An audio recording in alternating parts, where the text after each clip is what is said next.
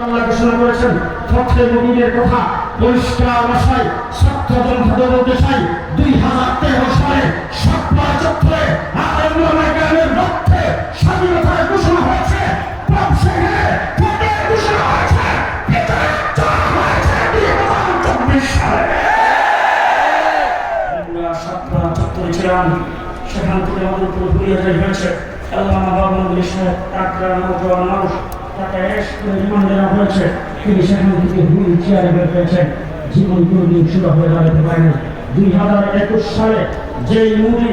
বাবরি মসজিদকে ভেঙে চুরমার করে দিয়েছেন যেই কসাই মুদি গুজরাটের মুসলমানদেরকে কচু কাটা করেছেন ট্রেনের মধ্যে আগুন দিয়ে মেরেছেন যেই মুদি কাশ্মীরের মুসলমানদের রক্ত নিয়ে খেলা করেছেন আমরা বলেছিলাম আমরা স্বাধীনতা বিরোধী নই আমরা উদযাপনের বিরোধী নই ভগৎ জয়ন্তী উদযাপনের বিরোধী নই 50 বর্ষ পালনের বিরোধী নই আমরা বলেছিলাম পৃথিবীর সমস্ত রাষ্ট্র প্রধানদেরকে দাওয়াত দেন কোনো আপত্তি নাই কিন্তু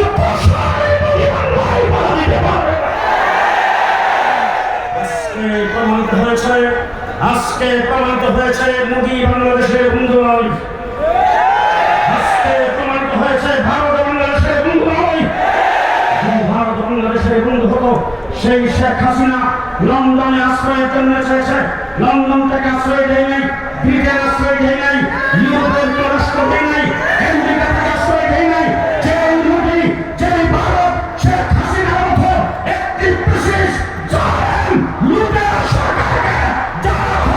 বাংলাদেশের 2000 লক্ষ বিঘে পূজা যারা শাপলা চত্বরের লক্ষ বিঘা তাকে যে আশ্রয় দিয়েছে সে বাংলাদেশের বন্ধু হতে পারে না পরিষ্কার ভাষায় বলবো শাপলা চত্বরে হাজার হাজার মানুষ মারা গেছেন 57 জন আর্মি অফিসার মারা গেছে 2021 সালে আমার 21 ভাই শাহাদাত বরণ করেছে 1.5 মাস রিমান্ডে ছিলাম 2 বছর কারাগারে ছিলাম মাওলানা মামুনুল হক 3 বছর করে বের হয়েছে হয়েছে আল্লামা তার 4টা সন্তানকে জেলখানার ভিতরে করে নির্যাতন করছেন নিরাপত্তা ইনকাম করা হয় নাই রাস্তায় নিরাপত্তা আক্রমণ করা হয়েছে অবস্থায় হাসপাতালে এসেছেন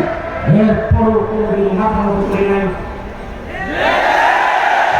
আল্লাহ মাহমুদপুরের বিশ্বাস তার 4 সন্তান জেলের ভিতরে থাকা অবস্থায় মাথা মতো